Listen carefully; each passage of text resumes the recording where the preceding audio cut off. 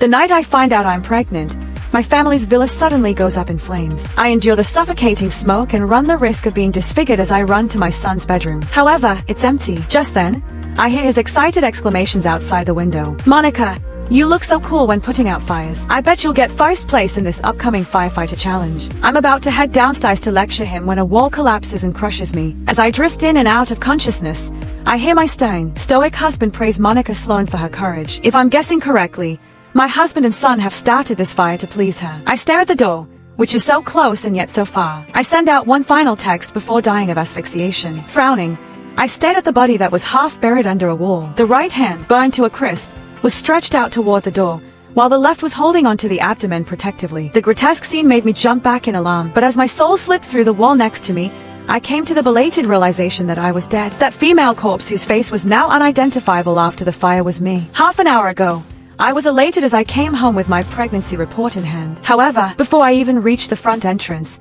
I saw black smoke billowing out of the blazing house. Immediately, I thought about my son, Harrison Ellis, who should be sleeping in his room. Wasting no time, I drenched a piece of tissue to cover my nose and mouth before rushing in. As soon as I entered the living room, I could feel the flames licking at my skin. The pain intensified as boils soon formed on my red, swollen skin. Every time I breathed in, it felt as though I were inhaling burning hot coals. Even my throat felt like it had been scalded, causing so much pain that I couldn't even speak. My tears flowed uncontrollably. My instinctive reaction was to leave this place at once, but the thought of Harrison being caught in the fire upstairs made me grit my teeth and rush to him. At last, with great difficulty, I made it to the room, but the doorknob was scalding hot too. Clenching my jaw, I grabbed the doorknob. Every inch of my skin that came into contact with it instantly turned red. I even saw smoke rising from it. However, the room was empty. Before I could feel relief that Harrison wasn't there, I heard his voice coming in through the window. Outside, he cried out in excitement, "Monica, you look so cool when you're putting out a fire. I bet you'll win the firefighter challenge this time." His childish exclamations made me a little dizzy, but at the very next moment,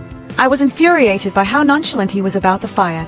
Something dangerous enough to take lives. I wanted to march down there at once to reprimand that immature son of mine, but as soon as I got to the door, the wall collapsed on me. The searing pain shot from my back down to my abdomen, and I instinctively cupped it to protect my unborn child. Nevertheless, I still felt something damp trickling out of me. I'd lost my child. I felt even more lightheaded, but the voices that came from outside the house sounded even clearer to me now. My husband, James Ellis, had always been a serious, no-nonsense man, but now he was praising another woman for her courage. "You handle the situation very efficiently this time, Monica. I think you'll do well during the next firefighter challenge." Oh, I'd almost forgotten that James was a firefighter too. James had claimed that Monica Sloan, the woman Harrison had expressed his overwhelming admiration for, was merely nothing more than his colleague. But in the last 6 months, Harrison no longer clung to me or needed me. Instead, he asked to spend time at James' workplace, often saying he wanted to see Monica. At first, I didn't think much of it. I assumed it was normal for young children to like hanging out with a pretty young woman. Alas,